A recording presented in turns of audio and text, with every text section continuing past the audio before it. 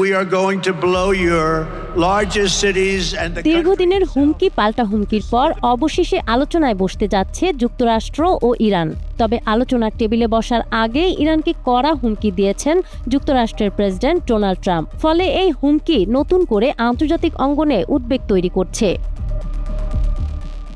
মঙ্গলবার ওভাল অফিসে সাংবাদিকদের প্রশ্নের জবাবে ট্রাম্প বলেন, ইরান যদি কোনো চুক্তিতে না আসে তাহলে ভয়াবহ পরিণতির মুখে পড়তে হবে। তার ভাষায়, আলোচনার মাধ্যমে সমাধান হলে তা ভালো, কিন্তু ব্যর্থ হলে খারাপ কিছু ঘটবে।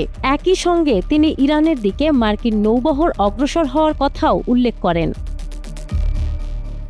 এই হুমকির মধ্যেই আগামী শুক্রবার তুরস্কের ইস্তাম্বুলে যুক্তরাষ্ট্র ও ইরানের মধ্যে সরাসরি আলোচনা হওয়ার কথাও রয়েছে। ইরানি পররাষ্ট্রমন্ত্রী আব্বাস আরাকচি এবং মার্কিন বিশেষ দূত স্টিভ উইটকফ এই বৈঠকে অংশ নেবেন বলে জানা গেছে। কাতার, তুরস্ক, মিশর ও ওমান এই আলোচনায় মধ্যস্থতার ভূমিকা রাখছে।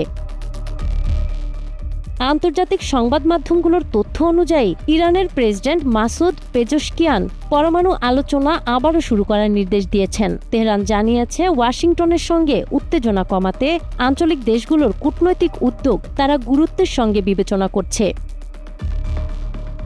ইরানের পররাষ্ট্র মন্ত্রণালয়ের মুখপাত্র ইসমাইল বাঘাই জানান, দুই দেশের মধ্যে বর্তমানে পরোক্ষ আলোচনা চলছে।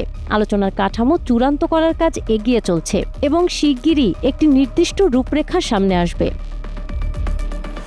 তবে এমন এক সময়ে এই আলোচনা শুরু হচ্ছে যখন উভয় পক্ষই সরাসরি সামরিক সংঘাত থেকে কিছুটা সরে আসার ইঙ্গিত দিচ্ছে। কিন্তু আলোচনার আগেই ট্রাম্পের হুমকির ফলে এই সংলাপ আদৌ কতটা শান্তিপূর্ণ হবে সেই প্রশ্নই এখন ঘুরপাক খাচ্ছে আন্তর্জাতিক রাজনীতিতে।